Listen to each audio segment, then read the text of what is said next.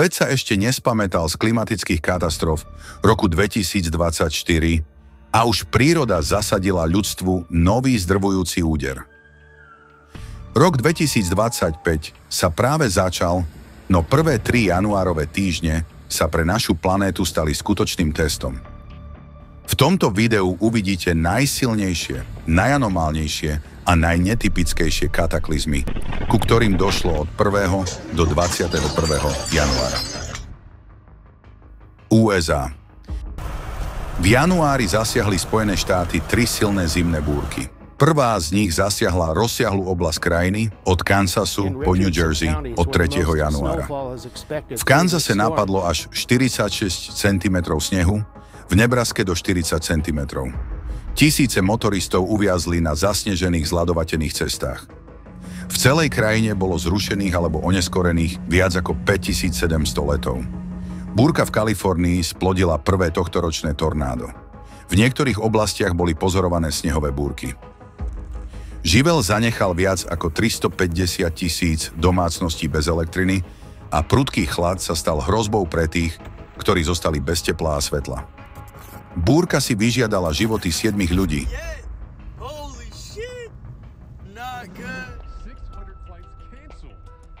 Len o pár dní neskôr, 9. januára, zasiahla juhovýchod USA druhá zimná búrka.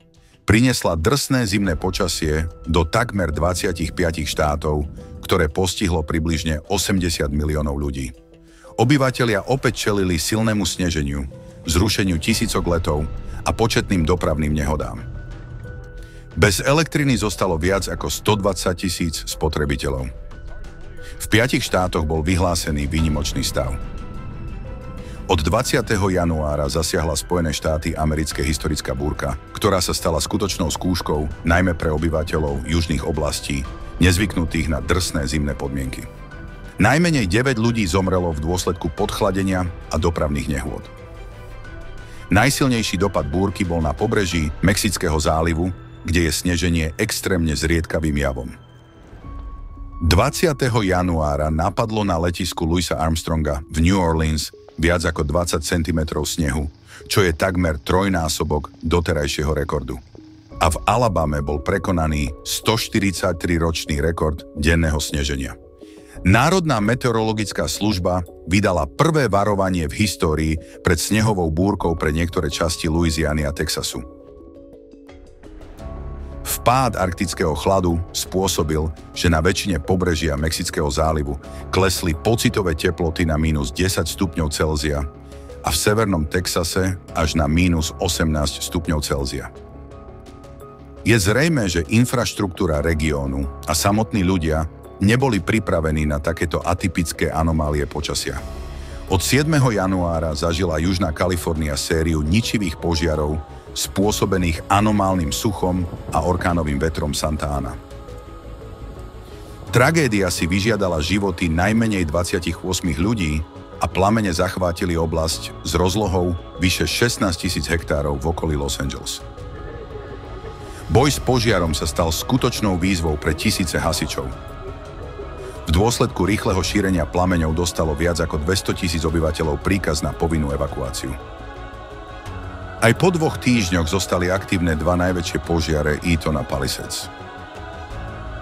Do tejto doby boli požiare lokalizované na 89 až 63%. Rozsah ničenia bol obrovský.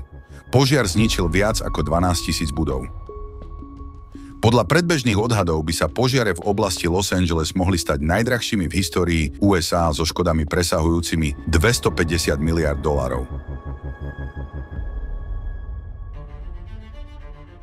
Alžírsko.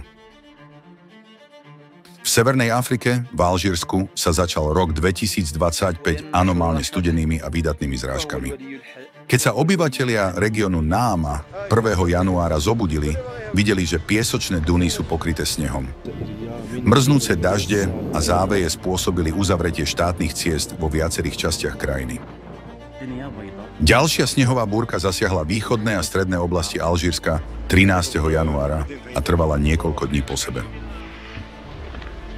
Tisíce vozidiel uviazli v snehových závejoch a v niekoľkých východných regiónoch silné dažde spôsobili záplavy a zosuvy pôdy. Takéto časté a dlhotrvajúce snehové zrážky sú pre túto africkú krajinu mimoriadne anomálnym javom. Rusko. Kým sa Severná Afrika utápala v snehových závejoch, v Rusku namiesto trojkráľových mrazov zaznamenali anomálny počet odmekov a teplota vzduchu viac zodpovedala polovici marca. V Kyrovskej oblasti na stromoch vyrašili púčiky. V Kaliningradskej oblasti v dôsledku nesezónneho tepla začala raz vegetácia, prebudil sa hmyz a začali kvitnúť snežienky. Už začiatkom januára rozkvitli v Národnom parku Soči prvé jarné kvety. V krajine padli desiatky tepelných rekordov. V meste Armavír v Krasnodarskom kraji boli zaznamenané rekordy 4 dní po sebe. 9. januára sa vzduch zohrial na neskutočných 17,5 stupňa Celzia. Litva. V Litve začiatkom roku 2025 nastúpilo jesenné počasie. Teplota vzduchu bola 5 až 7 stupňov Celzia nad normálom, takže namiesto bežného sneženia sa vyskytli prívalové dažde. Na niektorých miestach na západe krajiny spadla 1. januára za jeden deň viac ako polovica obvyklých mesačných zrážok. Búrlivé počasie prinieslo do krajiny vietor s nárazmi do 29 metrov za sekundu. Stromy padali nielen na vozovku, ale aj na drôty a auta. Bez elektriny zostali tisíce ľudí. Silné dažde spôsobili, že voda v riekach stúpla na kritickú úroveň a zaplavila cesty a záhradné pozemky. 2. januára sa v niektorých oblastiach dážď zmenil na sneženie, ktoré sprevádzali blesky. Saudská Arábia. 6. januára krajinu opäť zasiahli silné dážde, ktoré sa už v Saudskej Arábii stali častým javom. Sprevádzali ich krupobytie a búrky a spôsobili bleskové povodne. Ulice miest Meka a Medina sa zmenili na rozbúrené toky. Voda zaplavila domy, autá a strhávala mosty. Obyvatelia vytvorili ľudské reťaze, aby pomohli deťom uväzneným záplavami. V meste Džida, ktoré utrpelo najviac, vietor dosahoval rýchlosť 60 km za hodinu a výška vln presahovala 2 metre. V meste Rabík došlo k bezprecedentnému javu. Pobrežie zasiahla ohromná vodná smršť a vyvolala vysoké vlny. To znepokojilo klimatológov a miestnych obyvateľov, pretože smršte boli predtým pozorované len na otvorenom mori.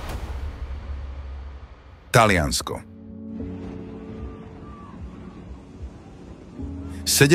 januára zasiahla taliansky región Sicília silná búrka. Silné dažde, záplavy a vietor spôsobili skazu na Liparských ostrovoch, hlavne Lipari a Vulcano. V obciach Palagónia a Riposto sa zaplavené cesty stali páskou pre vodičov. Provinciu Syrakúzy otriasla vzácna udalosť na toto ročné obdobie. Naraz sa vytvorilo niekoľko tornád. V meste Augusta strhávala krútňava strechy domov, vyvracala stromy a zasypávala ulice troskami. Ďalšie tornádo sa prehnalo údolím Noto a spôsobilo značné škody. Strhlo stĺpy elektrického vedenia a spôsobilo rozsiahle výpadky elektriny. Poškodené boli aj budovy, skleníky a poľnohospodárske pozemky. Austrália. Od 15. januára zasiahla východné pobrežie Austrálie séria silných búrok, ktoré zasiahli štáty Nový Južný Wales a Queensland. V Sydney dosahovali nárazy vetra rýchlosť 120 km za hodinu, vyvracali stromy, poškodzovali strechy a elektrické vedenia. Bez prúdu zostalo viac ako 200 000 domácností. Blesky a pretrhnuté drôty spôsobili lokálne požiare. Veľké krúpy vo veľkosti bejzbalových lôpt spôsobili vážne škody na autách a fasádach budov. V oblasti Brisbane bol zaznamenaný nebezpečný meteorologický jav. Prepad studeného vzduchu, tzv. Mikroburst s rýchlosťou vetra až 80 km za hodinu. Búrka si vyžiadala život jedného človeka.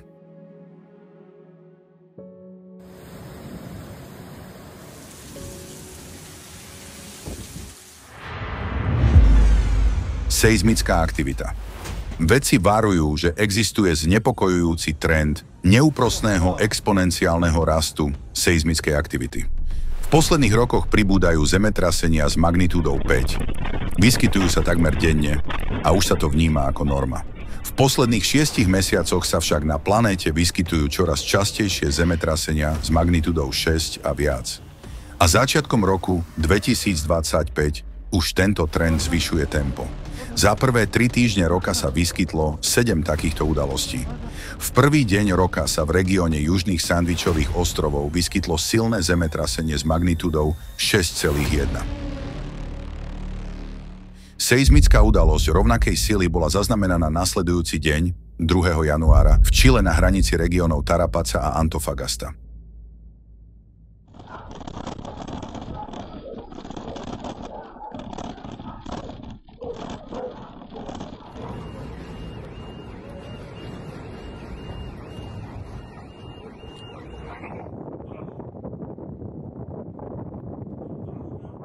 ...5. januára otriasla Salvadorom seizmická udalosť s magnitúdou 6,3.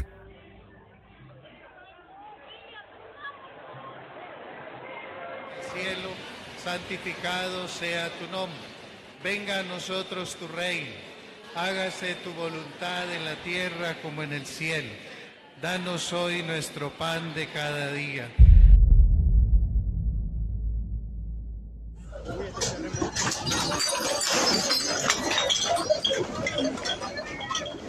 Boj! 12. januára sa v mexickom štáte Michoacán vyskytla seizmická udalosť s magnitúdou 6,1. Do 19. hodiny toho istého dňa bolo zaznamenaných 485 otrasov, z ktorých najsilnejší mal magnitúdu 4,5.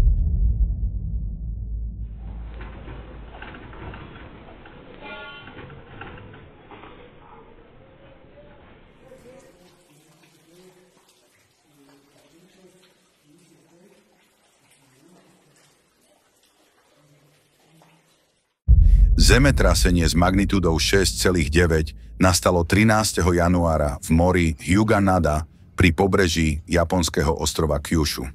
Veľkosť bola neskôr znížená na 6,6. 21. januára sa na juhu ostrova Tajvan vyskytlo silné a plitké zemetrasenie s magnitúdou 6,4. Bolo ho cítiť aj v hlavnom meste Tajpej. Seizmická udalosť poškodila infraštruktúru a vyvolala zosuvy pôdy. Najmenej 44 ľudí utrpelo zranenia. 7. januára Tibetom otriaslo silné zemetrasenie s magnitúdou 6,8. Epicentrum zemetrasenia bolo vo vysokohorskej oblasti Dingri. Po hlavnom otrase bolo zaznamenaných viac ako 600 dotrasov s magnitúdou do 4,4. Zemetrasenia zničili desiatky dedín a viac ako 3600 domov. Obzvlášť ťažko zasiahnutá bola dedina Gužun, kde boli zničené všetky domy. Záchranári so psami a radarmi nepretržite pátrali po ľuďoch medzi troskami.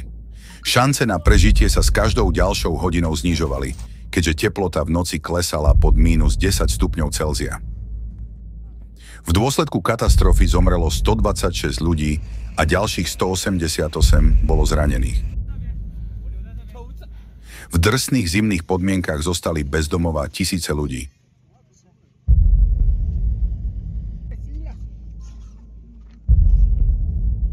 Išlo o jedno z najsilnejších zemetrasení, ktoré zasiahlo región za posledné 10 ročia.